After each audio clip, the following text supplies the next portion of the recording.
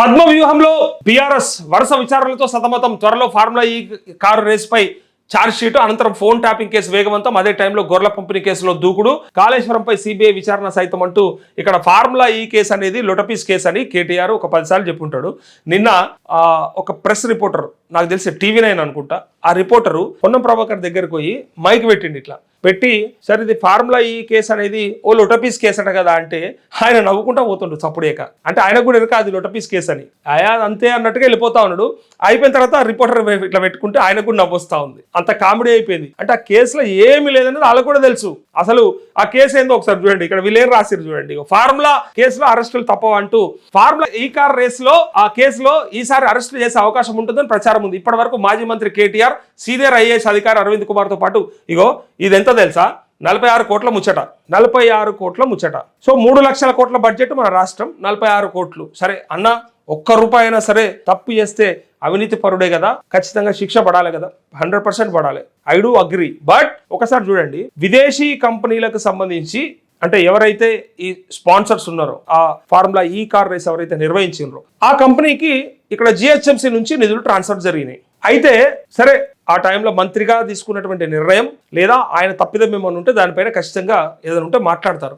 కానీ అక్కడ ఎక్కడ కూడా కమిషన్లో, లేకపోతే అక్కడ నుంచి ఇక్కడికి వచ్చినట్టో, ఇక్కడ నుంచి అక్కడ పోయినట్టో, లేకపోతే ఏమంటారు కదా, ఇక దారి మళ్లించిరనో నిధుల్ని అదో ఇదో చెప్తారు కదా, అలాంటిది అయితే ఏం జరగలేదు. అక్కడ క్లియర్ అది కనిపిస్తూ ఉంది. ఒకవేళ కేటీఆరే కనుక దోసుకోవాలనుకుంటే ఆ 46 కోట్లే దొరికినాయి.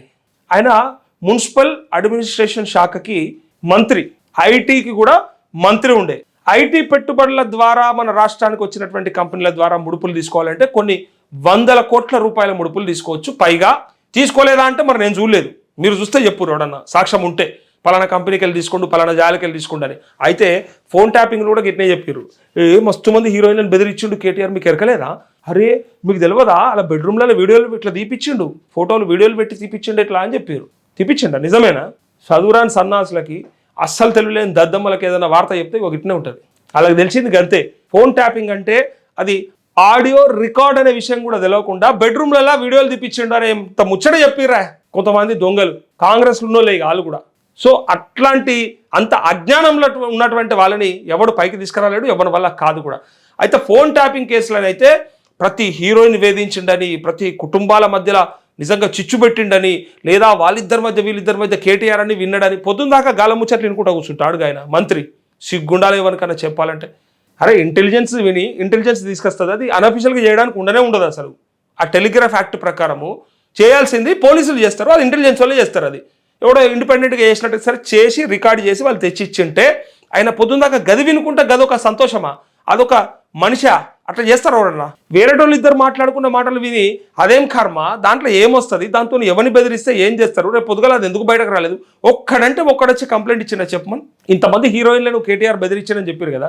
ఏ హీరోయిన్ అన్నా ఇగో పలానా మంత్రిగా ఉండే అప్పుడు మమ్మల్ని ఇట్లా వేధించిండు, ఇగో ఫోన్లు చేసిండు, లేదా ఇట్లాంటి ఇష్యూస్ తీసుకొచ్చిండు, మమ్మల్ని ఇగో ఇప్పుడు కేసు పెడతా ఉన్నాం ఆయన మీద, లేదా కంప్లైంట్ చేస్తున్నామని చెప్పి ఒక్కలు ఇప్పుడు చెప్పొచ్చు కదా. మంత్రి అయితే కాదు కదా, వీళ్ళ భయమేమున్నది, తీసుకుపోయి బొక్కలు పెడతారు కదా. సో అట్లాంటిది ఎట్టి పరిస్థితులలో అలా ఏమీ జరగలేదు అని చెప్పి ఇలా ఏదైతే బయటకు పడ్డదో, సో ఎగ్జాక్ట్ ఇప్పుడు ఇది కూడా అరే ఫార్ములా ఈ రేస్ కార్ రేస్ కేసులో అసలు ఉన్నదేంది? మరి కేటీఆర్ కావాలంటే 40 కోట్లు 50 కోట్లనే దోసుకోవన్నా? మరి అట్లయితే హైదరాబాద్లో మరి నిర్వహించిన ఆ పోటీల విషయం ఏంటి? అసలు అదంతా ఉత్తదేనా? మరి నిర్వహించలేదా? దాని ద్వారా అప్పుడు మనకేం రెవెన్యూ రాలేదా? 300 కోట్ల బిజినెస్ జరిగిందట. సో అదంతా లెక్కలకు రాదుగా. 1,00,000 కోట్ల ప్రాజెక్టు కడితే అందులోంచే దోసుకోవచ్చు కదా 50,000 కోట్లు, ఒకవేళ అట్లాంటి పరిస్థితి ఉంటే దోసుకోవాలనుకుంటే. ఇంత చిన్న కేసులు నేను చెప్తా ఉన్నా, 1,00,000 కోట్లు 1,00,000 కోట్లు మింగిరు అని చెప్పి లాస్ట్ కట 40 కోట్లకు సంబంధించిన దాంట్లో జైల్లో పెడతారట. కాళేశ్వరంలో కదా 7 కోట్ల రూపాయలు మీరు రికవరీ చేయొచ్చు అని చెప్పి అన్నమాట PC ఘోష్ కమిషన్ ఇచ్చిన రిపోర్ట్ ఏదైతే ఉందో అది చూస్తే నవ్వొచ్చింది అది. సో ఎగ్జాక్ట్గా ఇక్కడ ఫార్ములా ఈ కార్ రేస్ కేసులో ఈసారి అరెస్ట్ చేసే అవకాశం ఉందని ప్రచారం ఉంది. ప్రచారమే. ఇప్పటి వరకు మాజీ మంత్రి కేటీఆర్, సీనియర్ IAS అధికారి అరవింద్ కుమార్తో పాటు HMD అధికారులను ACB పోలీసులు విచారించారు. అయితే రాజ్భవన్ నుంచి ప్రాసిక్యూషన్కు గ్రీన్ సిగ్నల్ వచ్చిన వెంటనే కోర్టులో ఛార్జ్షీట్ వేసి అరెస్టులు చేసే అవకాశం ఉందని ప్రచారం జరుగుతుంది. ఈ కేసులో క్విడ్ ప్రోకో జరిగిందని, ఆ మేరకు లభించిన ఆధారాలతో కోర్టుకు సమర్పించి కోర్టు అనుమతితోనే అరెస్టులు చేసే అవకాశం ఉందని చర్చ జోరుగా సాగుతుంది. ఓకే సాగని కానీ దొరికితే వేసేయరు కానీ. క్విడ్ ప్రోకో అంటే ఏంటి తెలుసా? ఒక సినిమా ఉంటుంది చూడు, మీ ఇంటికి వస్తే ఏమిస్తారు, మా ఇంటికి వస్తే ఏం తెస్తారు అన్నట్టు, నువ్వు నాకేమిస్తావు, నేను నీకేమిస్తాను. ప్రభుత్వంలో ఇది జరిగే అవకాశం ఉంటుంది చాలా వరకు. ఎట్లా ఉంటుందంటే, నేను నీకు ఒక ప్రాజెక్ట్ చెప్తా, నువ్వు నాకు కమిషన్ల రూపంలో ఇవ్వకుండా దాన్ని వేరే రూపంలో నాకు ఏదన్నా కంపెనీ పెట్టి, కంపెనీ ద్వారా పెట్టుబడులు పెట్టినట్టు, లేదా అక్కడ నుంచి నాకు బాండ్స్ రూపంలో కొనుగోలు చేస్తే మా పార్టీకి విరాళాలు ఇచ్చినట్టు. అంటే ఇది క్విడ్ ప్రోకో అంటారు దీన్ని. ఏదో అంటారు కదా, మనం ఏదైనా కొనడానికి పోతే నేను ఈ ఆర్డర్ ఇప్పిస్తా, నువ్వు నాకైనా కమిషన్ ఇస్తావా అంటే ఈ రూపంగా కాదు, వేరే రూపంగా నీకు ఏదైనా గిఫ్ట్. ఫర్ సపోజ్ ఏదో ఒకటి కొనడానికి పోయి కెమెరా ఈ స్క్రీనే కొనడానికి పోయినాం అనుకో, వాళ్ళ దోస్తు దొరికిపోయి స్క్రీన్ ఇప్పించినాం, ఓ 10,000 రూపాయలకు మార్జిన్ ఉందనుకో, మనకు రాంగా ఒక 500తో 1000 రూపాయలతో పెన్ డ్రైవ్ ఇచ్చినట్టు. అట్లా నేను అనేది క్విడ్ ప్రోకో అంటే, నువ్వు వాళ్ళ నుంచి ఏదో ఒక రకంగా లాభం పొందడం నువ్వు ఇచ్చే ఈ పని వల్ల. అంటే వీళ్ళు ప్రభుత్వంలో ఉన్నారు కాబట్టి, వీళ్ళ చేతిలో కొన్ని ఉంటాయి కాబట్టి, అవి ఇస్తే వాళ్ళకి ఏదైనా లాభం అవుతుందనే పని చేస్తే క్విడ్ ప్రోకో అంటే. ఈ పదం మనకు గట్టిగా వినపడ్డది, మనకు ఫస్ట్ టైం ఎరకైంది ఎక్కడ ఎరకనా, రాజశేఖర రెడ్డి హయాంలో. వైఎస్ జగన్మోహన్ రెడ్డి విషయంలో తెలిసింది క్విడ్ ప్రోకో చేసిర్రు, కొన్ని షెల్ కంపెనీలు పెట్టిరు, ఊరు పేరు లేని కంపెనీలు పెట్టి పెట్టుబడులు పెట్టించారు. ప్రభుత్వం కొంతమందికి ఏమన్నా సరే అప్పుడు ఏ కాంట్రాక్ట్లో, ఏ ప్రాజెక్ట్లో, లేకపోతే ఏ కంపెనీలో, ఏ ఫ్యాక్టరీలో అప్పచెప్తే వాళ్ళు వీళ్ళకు కొన్ని కంపెనీలు షెల్ కంపెనీలు ఓపెన్ చేసి, షెల్ కంపెనీ అంటే కూడా అన్ని ఉత్తాయి అన్నట్టు, అది ఉత్తదే కంపెనీ, ఊరు పేరు ఉండదు, ఏదో ఒకటి రిజిస్ట్రేషన్ చేస్తారు, ఆ పేరు మీద వాళ్ళ పెట్టుబడులు పెడతారు ఆ కంపెనీ ద్వారా. సో అప్పుడు ఏమవుతుందంటే అవి అఫీషియల్ మనీ అయిపోతుంది, తద్వారా వాళ్ళకి వచ్చే లాభాన్ని వాళ్ళు డైరెక్ట్గా తీసుకోవచ్చు. సో అందుకే ఇట్లా పైసలు ఉన్నాడు అన్ని తొవ్వలు వెతుక్కుంటాడు, అన్ని ఎరుకుంటాయి వాళ్ళకి, లేనోనికే ఈ గోసంతా.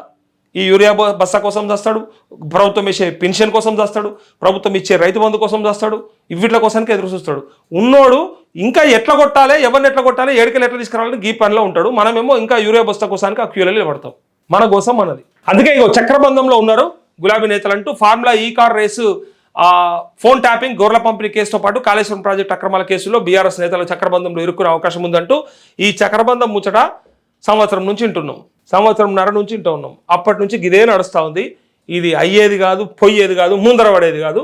నిజంగా చెప్తా ఉన్నా, ఒకవేళ అలాని జైలుకి పంపితే కూడా వీళ్ళే తల ఏమంటారు కొరితో తలగొక్కున్నట్టే. ఇక అలా అదే వాళ్ళు అనుభవిస్తారు, అంతే.